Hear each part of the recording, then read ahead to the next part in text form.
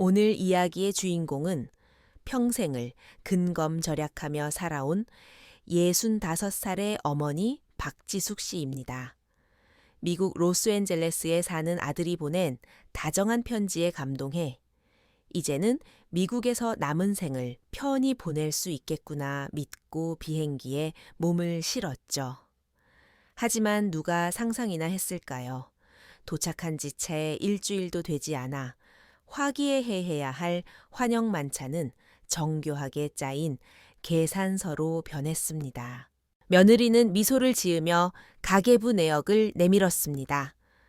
매달 2던전 달러 한화로 약 270만 원을 생활비로 내놓으라는 요구였죠. 지숙 씨가 이를 거절하자 아들 부부는 여권을 빼앗고 은행 카드마저 가져갔습니다. 이게 미국의 규칙이에요. 어머니 좀 진정하세요. 라고 말하면서 말입니다. 도대체 어떤 가족이 천륜을 담보로 흥정을 하는 걸까요? 무엇이 어머니를 이국 땅에서 감금된 손님으로 만든 걸까요? 사랑이라는 탈을 쓴 이 덫에서 그녀는 어떻게 탈출했을까요? 그리고 진실이 뒤집혔을 때 그 대가를 감당해야 할 사람은 누구였을까요? 오늘은 미국령의 찬란한 햇살 뒤에 가려진 그 잔인한 청구서의 진실 속으로 들어가 보겠습니다. 제 이름은 박지숙입니다. 올해 65이죠. 평생 고등학교에서 영어 교사로 아이들을 가르치며 살았습니다.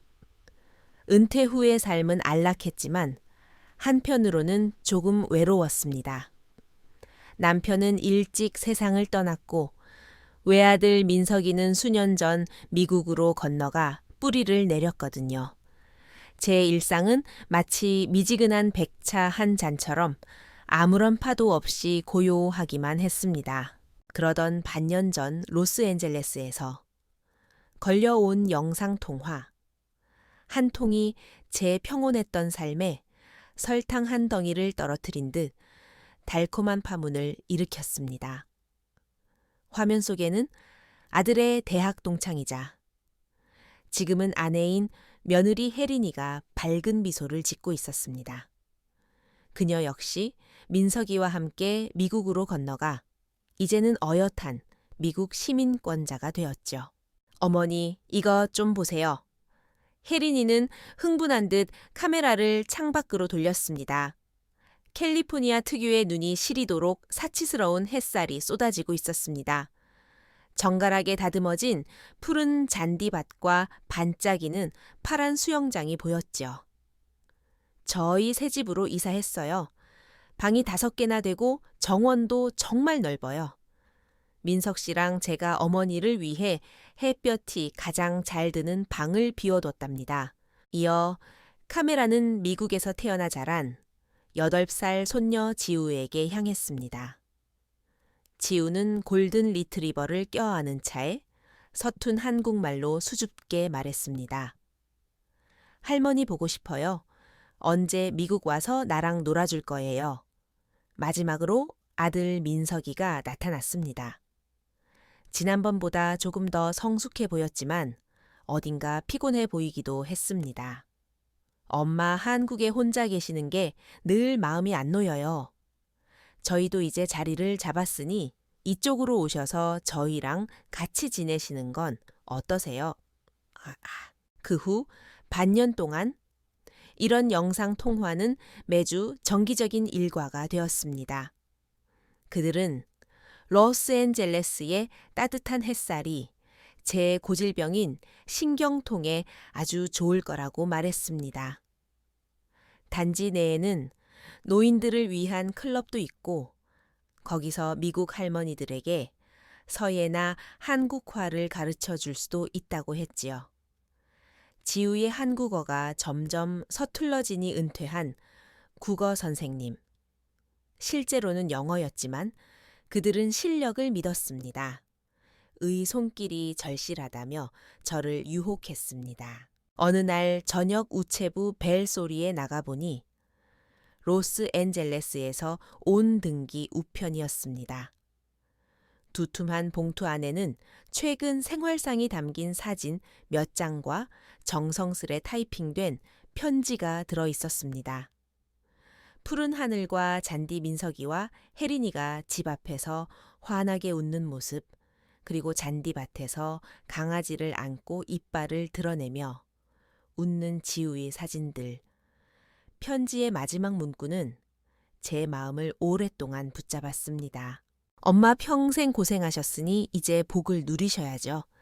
저희가 엄마를 진짜 아메리칸 드림 속으로 모시고 싶어요. 솔직히 마음이 흔들렸습니다. 그날 밤 전 잠을 설쳤습니다. 새벽 2시가 넘도록 침대맡에 앉아 계산기를 두드리며 은퇴 자금을 점검했습니다. 서울의 아파트 은행 예금 그리고 1억 원이 넘는 적금. 사실 제 삶은 나쁘지 않았습니다. 옛 동료들과 일주일에 한 번 화투를 치고 가끔 이웃들과 근교로 매운탕을 먹으러 가는 소소하고 규칙적인 일상이었죠. 하지만 깊은 밤이 되면 가슴 한 구석이 뻥 뚫린 것 같았습니다. 누군가 나를 기다려주는 사람이 없다는 적막함 때문이었겠지요. 아들의 편지와 지우의 웃음소리를 떠올리며 로스앤젤레스의 한인 노인 커뮤니티를 검색해 보았습니다. 햇살 자유 평등이라는 단어들이 가득한 웹페이지들을 보며 묘한 동요를 느꼈습니다. 그래, 한번 가보는 것도 나쁘지 않겠지? 스스로에게 속삭였습니다. 다음 날 아침 이웃집 오씨. 아주머니가 부엌칼을 빌리러 왔다가 멍하니 있는 저를 보고 농담조로 물었습니다. 박 선생님, 요새 무슨 생각을 그렇게 하세요? 며칠 동안 아래층에도 안 내려오시고. 저는 망설이다 아들의 편지를 보여주었습니다. 아주머니는 눈을 반짝이며 말했습니다. 아이고, 아들이 효자네. 요즘 미국 가서 노후 보내는 사람 많아. 내 사촌 동생도 작년에 샌프란시스코 갔는데 그렇게 좋대요. 그냥 가서 몇 달 지내보고 오면 되지. 집은 놔두면 되잖아요. 그 말에 용기를 얻었습니다. 믿져야 본전이라는 생각으로 여행하듯 가보기로 했죠. 그날 밤 저는 은행 사이트에 접속해 한참을 고민하다가 새로 만든 해외 겸용 카드 계좌로 10만 달러를 송금했습니다. 화면에 뜬 숫자를 보며 생각했습니다. 이 정도면 비상금으로 충분하고 새로운 인생을 체험하기 위한 입장료치고는 적당하다고 말이죠. 떠나던 날, 저는 30년 동안 머물렀던 아파트 문 앞에서 마지막으로 집을 둘러보았습니다. 오래된 정자나무 잎사귀가 바람에 흔들리는 모습을 보니 문득 비현실적인 기분이 들었습니다. 택시 기사가 짐을 실어주었고 저는 마지막으로 여권과 은행카드 그리고 아들의 편지를 확인했습니다. 가보는 거야. 그들이 말하는 아메리칸 드림이 어떤 건지 직접 확인해 보는 거야. 차가 골목을 빠져나갈 때 멀어지는 지붕들을 보며 묘한 기대감이 차올랐습니다. 어쩌면 이 여행이 제게 새로운 삶을 되찾아줄지도 모른다는 기대 말입니다. 로스앤젤레스 공항에 도착했을 때 그곳의 아침 햇살은 마치 이 도시만을 위해 조도를 조절한 듯 비현실적으로 밝았습니다. 세관을 통과해 짐을 들고 나오자마자 익숙한 실루엣이 보였습니다. 엄마, 제 기억보다 훨씬 검게 그을리고 야윈 모습이었지만 미소 많은 그대로였던 민석이가 손을 높이 흔들며 달려와 저를 꽉 안아주었습니다. 그 순간 가슴 속 응어리가 사르르 녹아내렸습니다. 아, 핏줄이란 건 바다를 건너도 변하지 않는구나. 혜린이도 단정한 흰 셔츠에 굽 높은 구두를 신고 나타나 미소 지었습니다. 어머니 집에 오신 걸 환영해요. 집이라는 단어가 왠지 몽글몽글하게 다가왔습니다. 공항을 빠져나오자 넓은 고속도로가 펼쳐졌고 하늘은 먼지 하나 없이 푸르렀습니다. 조수석에 앉아 길가의 낮은 집들과 주유소 거대한 야자수들을 구경했습니다. 민석이는 운전하며 신이 난 듯 설명했습니다. 엄마, 저쪽은 LA 다운타운이고요. 조금 더 가면 한국 사람들이 제일 많이 사는 동네가 나와요. 엄마도 좋아하실 거예요. 아들의 들뜬 말투는 마치 대학 시절 기숙사를 구경시켜 줄 때처럼 자랑스러움과 간절함이 섞여 있었습니다. 집에 가면 지우가 기다리고 있을 거예요. 요 며칠 할머니 언제 오시냐고 매일 물어봤다니까요. 그 말을 들으니 저도 모르게 입꼬리가 올라갔습니다. 그들이 사는 곳은 LA 동쪽의 한적하고 깨끗한 마을이었습니다. 집집마다 잔디가 마치 방금 빗질을 한 머리카락처럼 정갈하게 정리되어 있었죠. 회색 지붕에 흰 벽을 가진 2층 목조 주택 앞에 차가 멈췄습니다. 마당에는 오렌지 나무 2그루가 서 있었고 가지마다 노란 열매가 탐스럽게 열려 있었습니다. 정말 예쁘구나. 저도 모르게 감탄사가 나왔습니다. 문이 열리자 지우가 달려 나왔습니다. 그랜드마, 아이가 제 품에 안겼고 머리카락에서 나는 분유향 같은 냄새가 코끝을 스쳤습니다. 눈시울이 뜨거워졌습니다. 이렇게 많이 컸니? 제가 머리를 쓰다듬자 지우는 서툰 한국말로 할머니 보고 싶었어요. 라고 말하며 웃었습니다. 집안에는 고소한 전기구이, 통닭 냄새가 진동했습니다. 식탁에는 구운 닭과 옥수수 수프, 그리고 혜린이가 만든 파스타가 정갈하게 차려져 있었습니다. 어머니, 일단 씻고 나오세요. 시차 때문에 힘드실 텐데 식사하고 일찍 쉬셔야죠.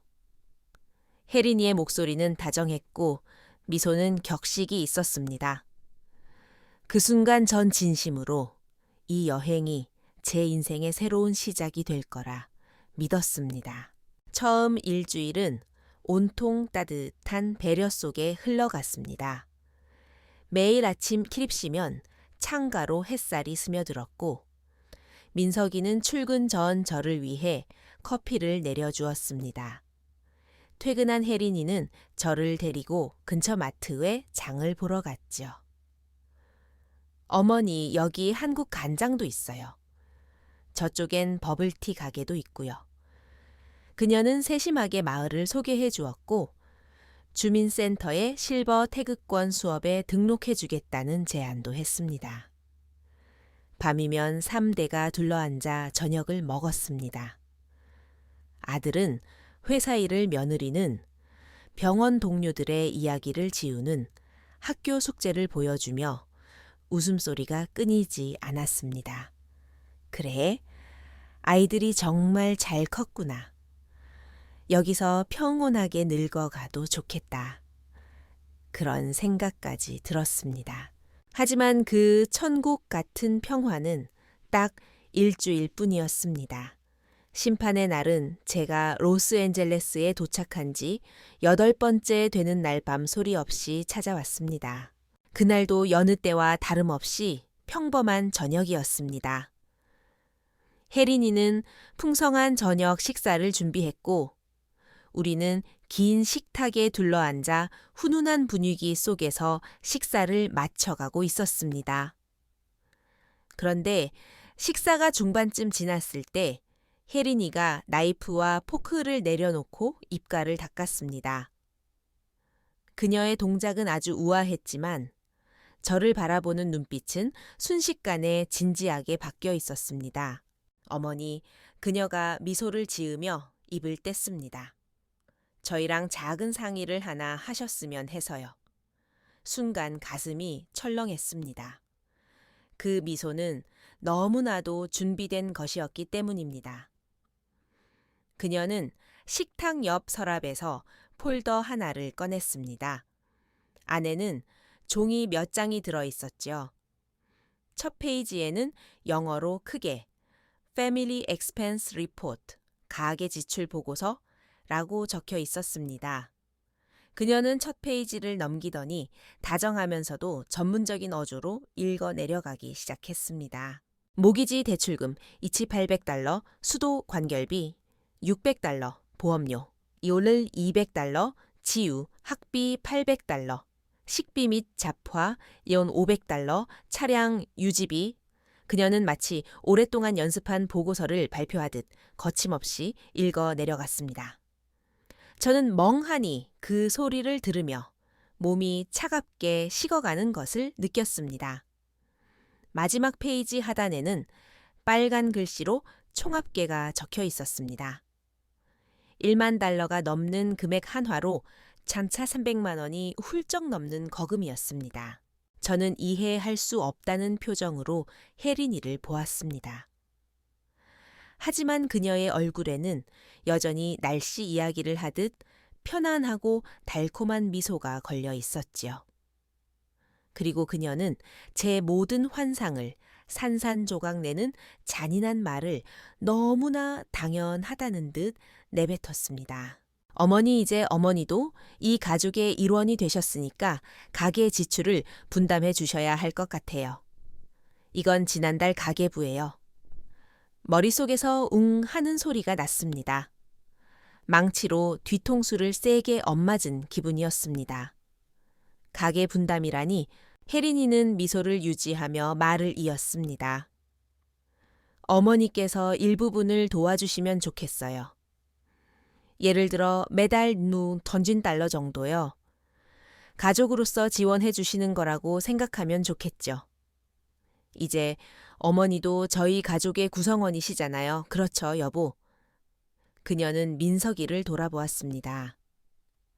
민석이는 저와 눈을 맞추지 못한 채 그저 작게 고개를 끄덕였습니다. 저는 젓가락을 내려놓았습니다. 식탁 주변의 공기가 순식간에 얼어붙었습니다.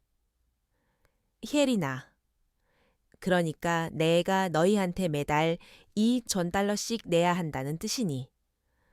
그녀는 여전히 고개를 끄덕이며 말했습니다. 저희한테 주시는 게 아니라 분담하시는 거예요. 이건 미국의 관습이에요. 여기 가족들은 경제적으로 독립적이거든요. 부모와 자식이 같이 살더라도 생활비를 공동으로 분담해야 서로 마음이 편하답니다. 무슨 말을 해야 할지 몰라 입술이 떨렸습니다. 이게 정말 미국의 관습일까? 아니면 이 아이들이 처음부터 나에게 가격표를 붙여놓고 기다린 걸까? 가슴 속에서 비명이 터져 나올 것 같았습니다.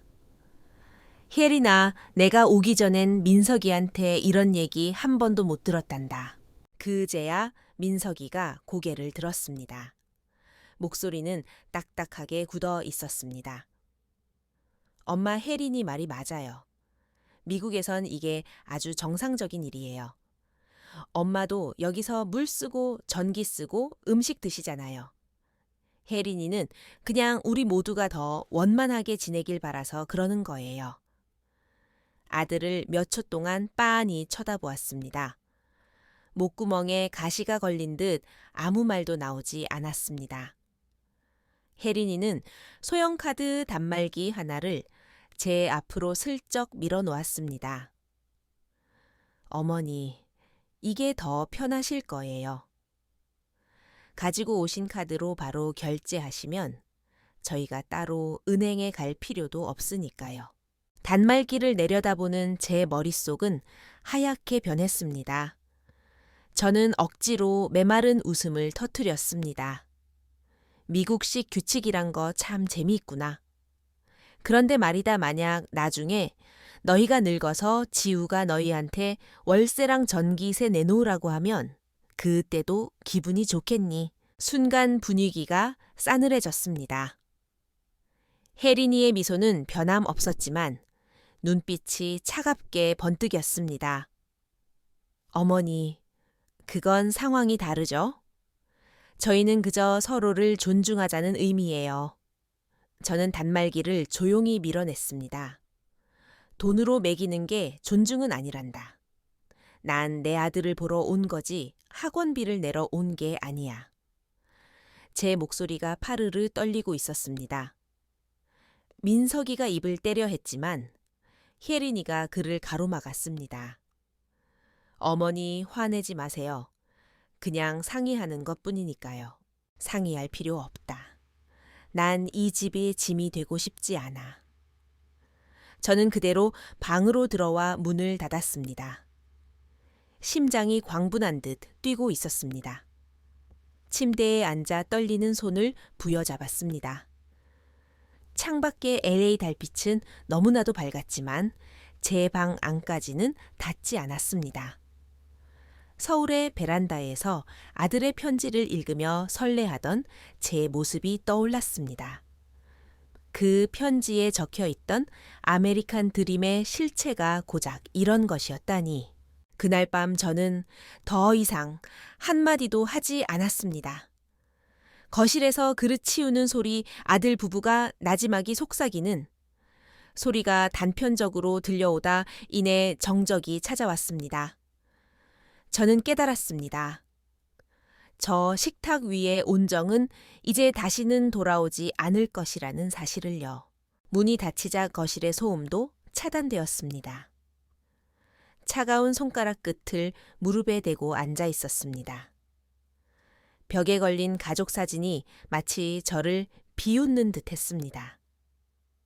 거대한 집은 이제 고독을 가두는 그릇처럼 느껴졌습니다. 진정하자, 지수가. 넌 세상을 겪을 만큼 겪었잖아. 65에 운다고 해결될 일은 아니야. 저는 마음을 다잡고 캐리어를 열어 짐을 싸기 시작했습니다. 옷을 정리하고 서류 봉투와 은행 카드를 챙겼습니다. 그리고 마지막으로 서랍을 열어 여권을 확인하려 했습니다. 그런데 서랍이 비어 있었습니다. 침대 및 화장대, 파우치, 속옷함까지 다 뒤졌지만 여권이 없었습니다. 거실로 뛰어나갔습니다. 거실 등은 여전히 켜져 있었고 민석이는 소파에 혜린이는 노트북을 펴고 옆에 앉아 있었습니다. 내 여권 어디 있니? 목소리를 최대한 눌렀습니다. 혜린이는 태연하게 대답했습니다. 어머니 여권은 저희가 잠시 보관하고 있어요. 보관이라니 그녀가 미소 지었습니다. 어머니가 충동적으로 어디 가실까 봐서요. 좀 진정하실 시간이 필요할 것 같아서 저희가 챙겨두었습니다. 미국 치안이 안 좋아서 혼자 나가시면 위험해요. 저는 헛웃음을 터뜨렸습니다. 내 여권이야. 무슨 권리로 그걸 너희가 가지고 있어? 민석이가 일어나 불안한 표정으로 말했습니다. 엄마 진정하세요. 그냥 감정적으로 행동하실까 봐 그래요. 내일 다시 얘기해요. 무슨 얘기 난 결정했어. 한국으로 돌아갈 거다. 혜린이가 한숨을 쉬었습니다. 어머니 오신 지 한 달도 안 됐잖아요.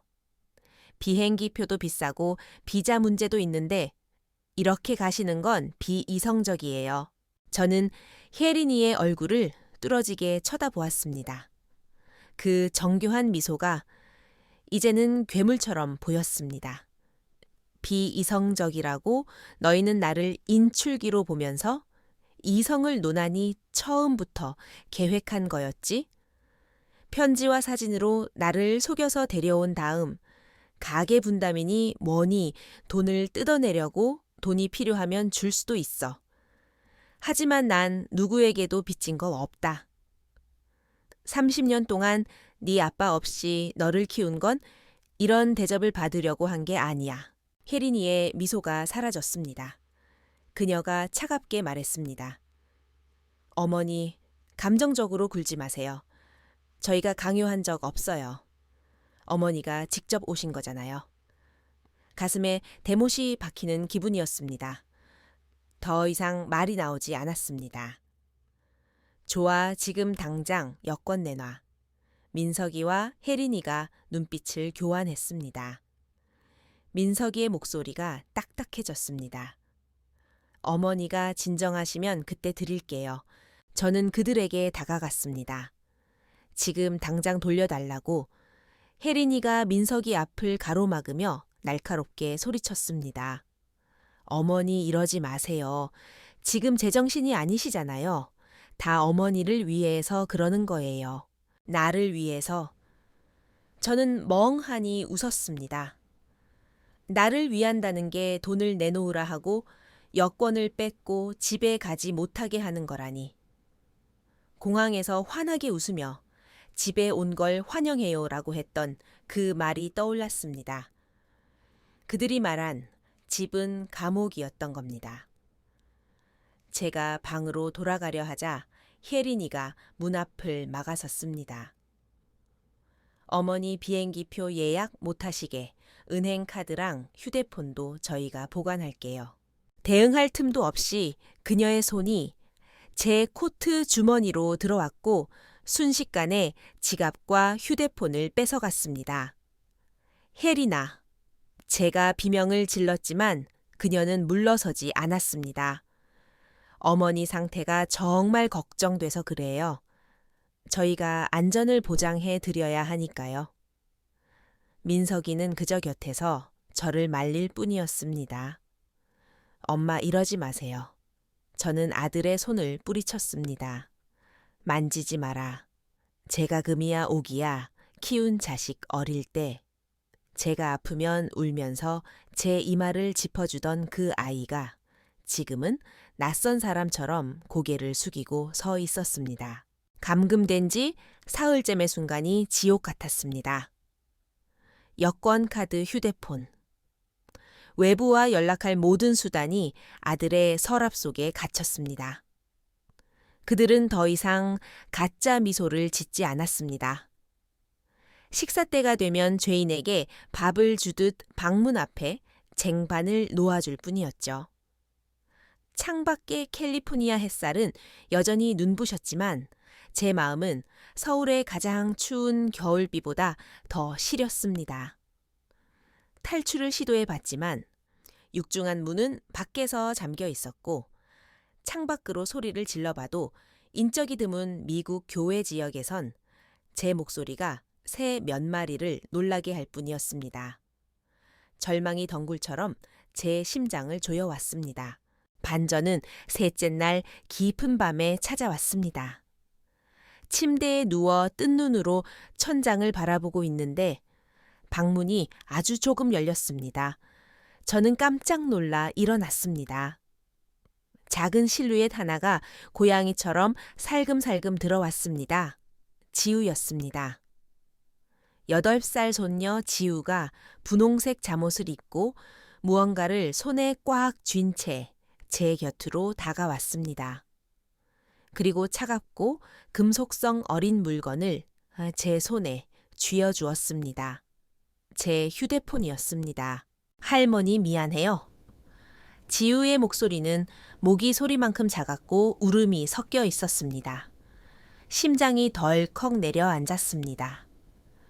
지우는 서툰 한국어와 영어를 섞어 지난 며칠간 부모님이 심하게 다투는 것을 봤다고 말해 주었습니다.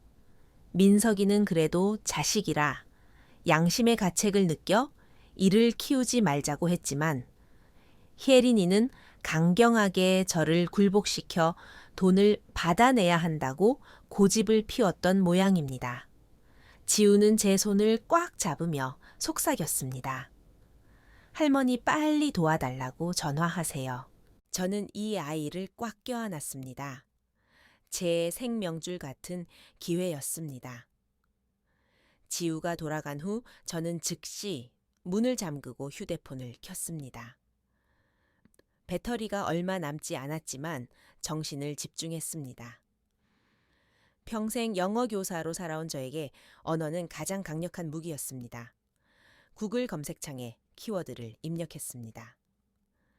LA 한인회 긴급 구조, Los Angeles Korean Association Emergency Help, LA 경찰국 신고, LAPD report, unlawful imprisonment.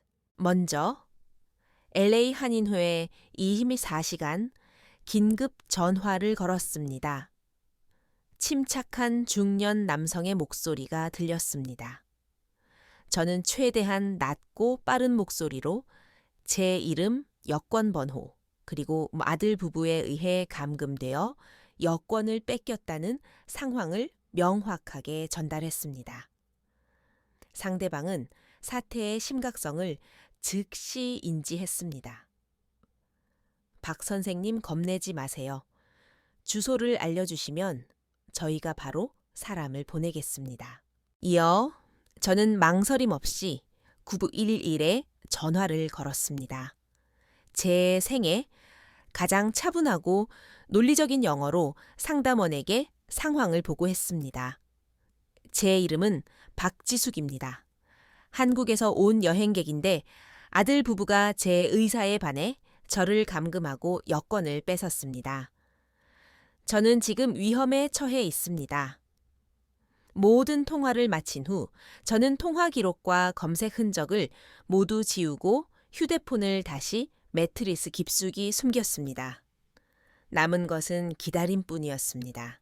다음 날 오전 10시 초인 종소리가 울렸습니다. 아들 부부는 출근과 등교로 자리를 비웠고 집안에는 감시용으로 고용된 멕시코계 가정부만 있었습니다. 모니터에는 짙은 파란색 제복을 입은 건장한 미국 경찰관 2명과 한국인 남성들이 서 있었습니다. 한인회 회장님이셨죠. 언어 장벽과 위압감에 질린 가정부는 결국 문을 열었습니다.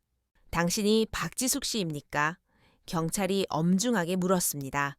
네, 경관님. 저입니다. 저는 방에서 당당히 걸어 나왔습니다. 상황은 마치 긴박한 범죄 영화처럼 흘러갔습니다. 경찰은 제 진술을 확인했고 한인회 분들은 저를 안심시키며 한인회관으로 가면 안전하다고 다독여 주었습니다. 짐을 챙겨 떠나려던 찰나 연락을 받은 민석이와 혜린이가 사색이 되어 달려왔습니다. 집 앞에 세워진 경찰차와 집안에 저를 본 그들의 얼굴에는 공포와 경악이 서려 있었습니다. 엄마 지금 뭐 하시는 거예요? 혜린이가 소리를 지르며 달려들려 했지만 경찰이 그녀를 가로막았습니다. 경찰은 그녀의 히스테리를 무시한 채 민석이와 혜린이에게 권리를 낭독했습니다. 당신들에게는 묵비권이 있으며 찬란한 LA 햇살 아래에서 창백하게 질려 부르르 떠는 아들 부부를 보며 저는 차가운 냉소를 지었습니다. 경찰서에서 저는 울지도 소리를 지르지도 않았습니다. 피해자로서 냉정하고 명확하게 한인회 변호사의 도움을 받아 입국부터 감금까지의 전 과정을 진술했습니다. 그들이 쓴 황당한 가계 지출 내역서도 증거로 제출했죠. 민석이와 혜린이는 분리신문을 받았습니다. 불법 감금과 노인 학대라는 중범죄 혐의 앞에 그들의 취약한 심리 방어선은 금세 무너졌습니다. 그들은 여권과 카드를 압수했다는 사실을 시인했습니다. 미국에서 타인의 여권을 불법 점유하는 것은 매우 위중한 범죄입니다. 마지막으로 경찰은 우리를 조정실로 불렀습니다. 경찰은 어머니인 제가 이 일을 어떻게 처리하길 원하는지 물었습니다. 제가 처벌을 원한다면 아들은 평생 범죄 기록을 안고 살거나 감옥에 갈 수도 있는 상황이었습니다. 기세등등하던 모습은 온데간데 없이 창백해진 두 젊은이를 보았습니다. 아들 민석이는 고개를 들지 못했습니다. 가슴이 아팠지만 제 이성은 그 어느 때보다 명확했습니다. 저는 금전적 보상을 요구하지 않았습니다. 오직 두 가지 조건만을 내걸었습니다. 치여째, 저는 민석이를 똑바로 응시했습니다. 지금 당장 내 여권과 카드, 모든 소지품을 완벽하게 돌려줄 것. 둘째, 한자 한자 힘주어 말했습니다. 지금 당장 이 자리에서 내일 한국으로 돌아가는 비행기 표를 예약할 것. 민석이의 몸이 떨렸습니다. 그는 충혈된 눈으로 애원했습니다. 엄마, 정말 가실 거예요. 우리 다시 얘기해요, 제발. 더 할 얘기는 없다. 저는 고개를 저었습니다. 이게 내 유일한 조건이다. 못하겠다면 법정에서 보자. 강력한 법적 압박 앞에 그들은 선택의 여지가 없었습니다. 경찰과 변호사가 지켜보는 앞에서 혜린이는 마지못해 제 소지품을 건넸고 민석이는 떨리는 손으로 비행기 표를 결제했습니다.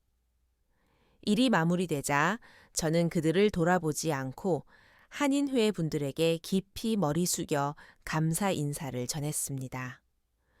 그리고 거짓과 배신으로 가득했던 그곳을 미련 없이 걸어 나왔습니다. 로스앤젤레스의 햇살은 여전히 찬란했지만 제 마음속에 그곳은 더 이상 집이 아니었습니다.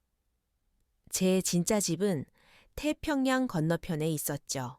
10여 시간의 비행 끝에 드디어 익숙한 고국 땅을 밟았습니다. 인천공항을 빠져나와 특유의 습하고 풀냄새 섞인 공기를 마시는 순간 눈시울이 붉어졌습니다. 아무에게도 알리지 않고 공항 철도를 타고 신당동의 조용한 제 아파트로 돌아왔습니다. 문을 열자 집안은 떠날 때와 똑같았지만 테이블 위엔 얇게 먼지가 내려앉아 있었습니다. 벽에 걸린 남편과의 결혼 사진 속 젊은 우리 부부의 모습을 보니 만감이 교차했습니다. 열흘간의 미국 노후 여행은 길고 피곤한 악몽 같았습니다. 저는 그저 휴대폰을 끄고 모든 시비로부터 멀어져 깊은 잠을 자고 싶었습니다. 하지만 폭풍은 저보다 먼저 태평양을 건너와 있었습니다. 다음 날 아침 다급한 전화 벨 소리에 잠이 깼습니다. 부산에 사는 동생이었습니다. 언니, 대체 어떻게 된 거야? 혜린이가 페이스북에 글을 올렸는데 난리가 났어? 언니가 미국 가서 행패 부리고 경찰 신고해서 애들 앞길 막았다고. 이웃들 사이에서도 언니 성격이 이상해서 같이 못 살겠다고 소문이 다 났단다. 말문이 막혔습니다. 가족 단톡방 좀 봐봐. 동생의 말에 단톡방을 열어보니 읽지 않은 메시지가 90지구개가 넘었습니다. 첫 번째 메시지는 혜린이가 올린 장문의 글 캡처본이었습니다. 눈물 흘리는 셀카와 구석에 웅크린 지우의 뒷모습 사진까지 곁들여져 있었죠. 글은 매우 감성적이고 논리적이었습니다.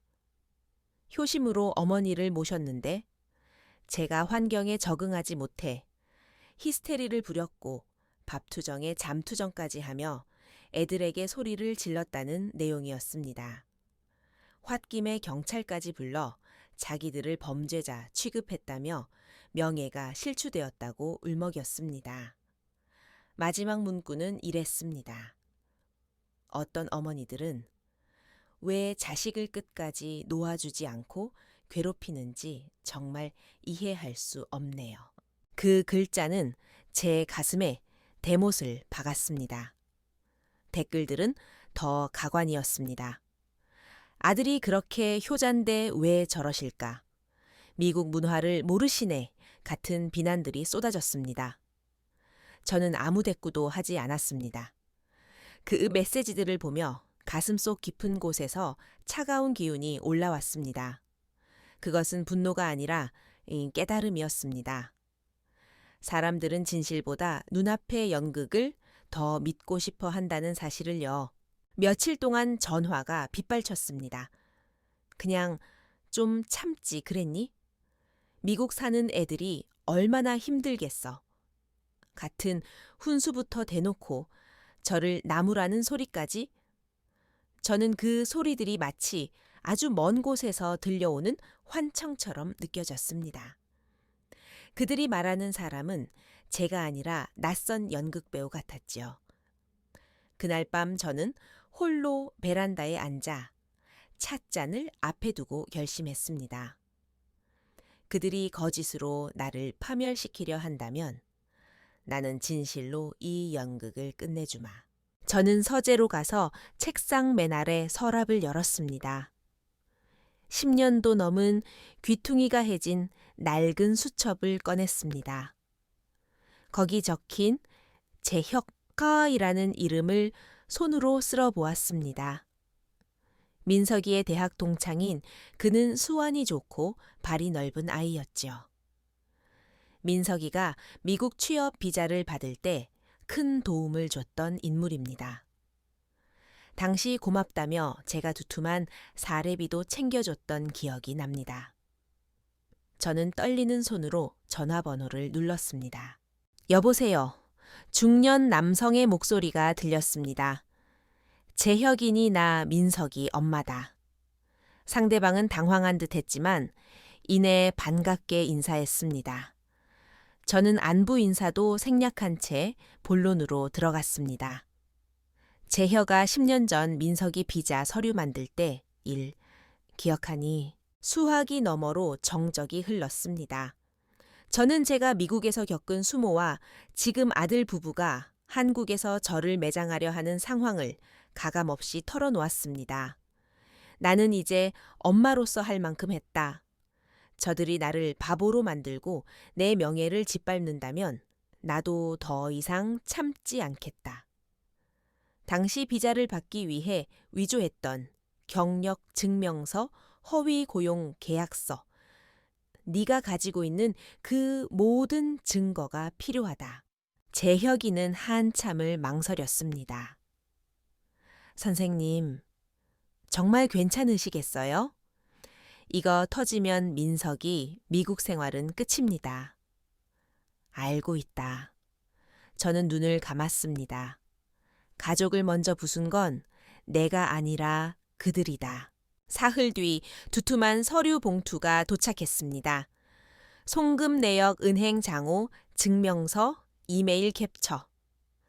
당시 민석이가 이른바 특수재능 비자를 받기 위해 2억 원을 들여 위조했던 모든 기록이 담겨 있었습니다.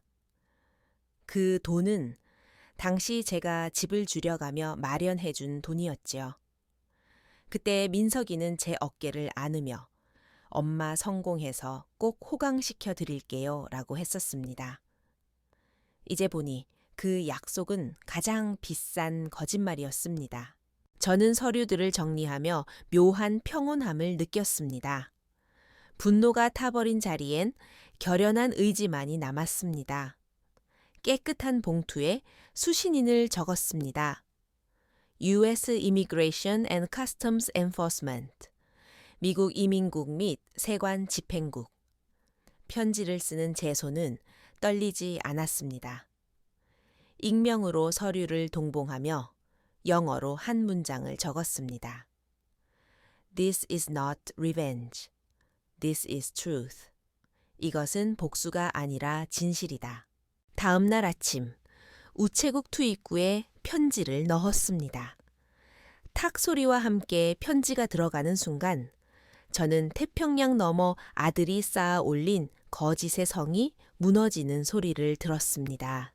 익명의 제보 편지는 정밀 유도 미사일처럼 민석이가 공들여 쌓아온 미국 생활을 정조준했습니다. 미국 정부는 국가 신용을 흔드는 비자 사기에 무관용 원칙을 고수하죠. 증거가 확실했기에 조사는 신속했습니다. 2달도 차에 되지 않아 최종 판결이 내려졌습니다. 이민법 위반 중범죄로 민석이의 영주권은 취소되었고 강제 추방 명령이 떨어졌습니다. 그들의 아메리칸 드림은 처참하게 조각났습니다. 판결은 첫 번째 도미노가 되어 연쇄 붕괴를 일으켰습니다. 합법적 신분을 잃은 민석이는 자랑스럽게 다니던 테크 기업에서 즉시 해고되었습니다. 고액 연봉이 끊기자 막대한 대출금이 남은 저택은 은행에 압류되었습니다. 민석이와 혜린이는 남은 가재 도구들을 헐값에 팔아치우고 가장 저렴한 이코노미석 표를 사서 비참하게 귀국했습니다. 한국에 돌아온 그들은 갈 곳이 없었습니다. 결국 염치불구하고 지우를 데리고 제 아파트 문 앞까지 찾아왔습니다. 외눈박이 거울로 밖을 보니 초라하고 초췌한 몰골의 세 사람이 서 있었습니다. 하지만 제 심판은 아직 끝나지 않았습니다. 그들은 문 밖에서 통곡하며 참회한다며 무릎을 꿇고 빌었습니다. 저는 문을 열지 않고 인터폰을 켰습니다. 엄마 잘못했어요. 제발 문 좀 열어주세요. 민석이의 목소리는 절망으로 갈라져 있었습니다. 저는 냉정하게 제 조건을 말했습니다. 이 집에 발을 들이고 싶다면 너희가 가족 단톡방과 친척들에게 퍼뜨린 그 거짓말들을 똑같이 상세하게 해명해라. 부부 공동 명의로 사과문을 써서 모든 커뮤니티에 올리고 진실이 무엇인지 모두가 알게 해라. 말이 끝나기 무섭게 민석이가 인터폰 화면을 향해 울부짖었습니다. 엄마, 우리가 잘못한 건 알지만 어떻게 이렇게까지 독하게 하세요? 어떻게 자기 자식을 신고해서 인생을 망칠 수가 있어요? 제가 그 영주권 따려고 얼마나 고생했는데 그걸 엄마 손으로 다 부수면 어떡해요? 그의 외침은 녹슨 칼처럼 제 가슴을 찔렀지만 저는 더 이상 울지 않았습니다. 오히려 더 차갑고 날카로운 목소리로 되물었습니다. 그래? 내 고생이 그렇게 컸니? 나를 속여서 미국으로 데려가 300만 원짜리 계산서를 내민 고생 말이냐? 아니면 내 여권을 뺏고 나를 범죄자처럼 감금한 고생, 이민석 네가. 네 아내와 함께 나를 도살장의 소처럼 취급하며 어떻게 마지막 가치까지 짜낼까? 궁리할 때 너도 내가 네 유일한 어머니라는 걸 한 번이라도 생각했니? 4번 듯한 미국 꿈 뒤에는 내 친어머니의 존엄과 목숨이 짓밟히고 있었다는 걸 몰랐어. 이제 와서 네가 감히 나한테 독하다고 물을 자격이 있니? 제 물음은 벼락처럼 아들의 뺨을 때렸습니다. 그는 멍청하게 입을 벌린 채 아무 말도 하지 못했습니다. 그의 그 가련하고 이기적인 억울함은 제 피 맺힌 질문 앞에 산산조각 났습니다. 그는 마침내 고개를 떨구었습니다. 결국 갈 곳 없던 그들은 제 요구대로 했습니다. 그날 밤 죽어있던 가족 단톡방에 굴욕적이면서도 상세한 사과문이 올라왔습니다. 재정난을 타개하기 위해 어떻게 노후 사기를 기획했는지, 미국에서 저를 어떻게 협박하고 감금했는지, 그리고 사후에 어떻게 사실을 왜곡했는지, 그 추악한 진실들이 만천해 공개되었습니다. 저를 비난하던 친척들은 순식간에 입을 다물었습니다. 사흘 뒤 저는 문을 열어주었습니다. 그들을 용서해서가 아니라 공포와 만견자실함에 빠진 손녀 지우 때문이었습니다. 아이는 죄가 없으니까요. 거실로 들어온 그들은 싸움에서 패한 닭처럼 초라했습니다. 민석이는 눈물 자국이 가득했고 혜린이는 제 눈도 마주치지 못했습니다. 엄마, 저희 진짜 이제 아무것도 없어요. 민석이가 슬프게 말했습니다. 저는 그를 보며 일말의 동정도 없이 말했습니다. 아무것도 없다고?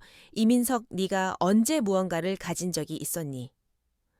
네가 자랑하던 그 미국 테크 기업 자리, 그게 진짜였어. 아니 그건 네 엄마가 준 2억 원으로 산 가짜 통행증이었지.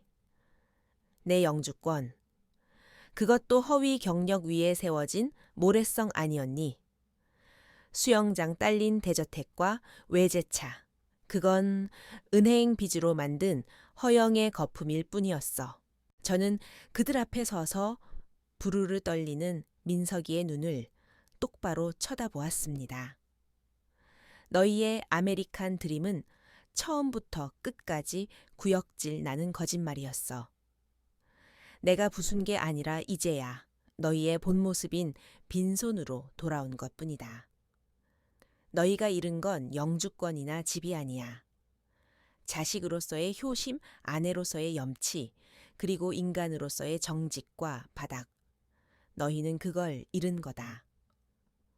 오늘부터 이 땅에서 너희 손으로 한 푼 한 푼 정직하게 벌고 너희 어깨로 진짜 가정을 짊어져 봐라. 그리고 인간이 어떻게 당당하게 사는지 처음부터 다시 배워.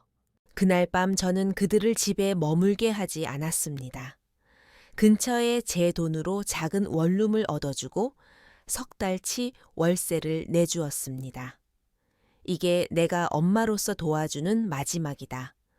석 달 뒤부턴 너희 길은 너희가 가라. 반년 후 저는 친구들로부터 그들의 소식을 들었습니다. 모든 명성과 지름길을 잃은 민석이는 취업시장에서 번번이 낙방했습니다. 예전의 화려한 이력은 이제 독이 되었지요. 결국 그는 자존심을 버리고 작은 벤처 기업의 말단 엔지니어로 재취업했습니다. 월급은 미국의 3분의 1도 안 되고 매일 야근에 시달리지만 묵묵히 다니고 있다고 합니다. 명품만 휘두르던 혜린이도 현실 앞에 고개를 숙이고 무역회사의 서류 격리직을 맡아 지하철로 출퇴근하며 상사의 눈치를 살피는 평범한 삶을 살고 있습니다. 더 이상 대저택도 외제차도 우아한 애프터눈 티도 없습니다. 그들은 환상 속 구름 위에서 거칠고 단단한 바닥으로 추락했습니다. 다시 반년이 지난 어느 주말 오후 초인종이 울렸습니다. 민석이 혼자였습니다. 미국에 있을 때보다 훨씬 수척하고 노숙해 보였지만 눈빛엔 과거의 부유함 대신 삶에 단련된 차분함이 서려 있었습니다. 그는 선물 대신 봉투 하나와 작은 보온병을 내밀었습니다. 엄마, 이거 혜린이랑 제가 이번 달에 아껴서 모은 돈이에요. 많지는 않지만 엄마한테 진 빚 조금씩 갚고 싶어요. 그리고 이건 혜린이가 어제 밤새 끓인 곰탕이에요. 엄마 솜씨보단 못하겠지만 성이라고 생각하고 드셔주세요. 저는 보온병을 열었습니다. 따스한 향기가 코끝을 스쳤습니다. 저는 돈 봉투는 거두지 않은 채 곰탕 한 그릇을 떠서 그가 보는 앞에서 천천히 마셨습니다. 국물 맛이 좋구나. 돈은 너희들 잘 사는데 써라. 민석이의 눈시울이 붉어졌습니다. 그는 멀리서 제게 깊이 머리 숙여 절을 했습니다. 저는 다가가 부축하지 않았습니다. 그저 묵묵히 고개를 끄덕여 주었을 뿐입니다.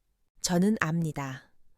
제가 행한 그 결연한 방역이 제 존엄을 지켰을 뿐만 아니라 화려한 허영 속에 길을 잃었던 두 아이를 가장 잔인한 방식으로 현실의 땅 위에 데려다 놓았다는 것을요. 그들의 미래가 어떨지는 이제 제가 상관할 바가 아닙니다. 저는 그저 그들에게 집으로 돌아오는 진짜 길을 가리켜 주었을 뿐입니다. 박지숙 씨의 이야기는 여기서 일단락됩니다.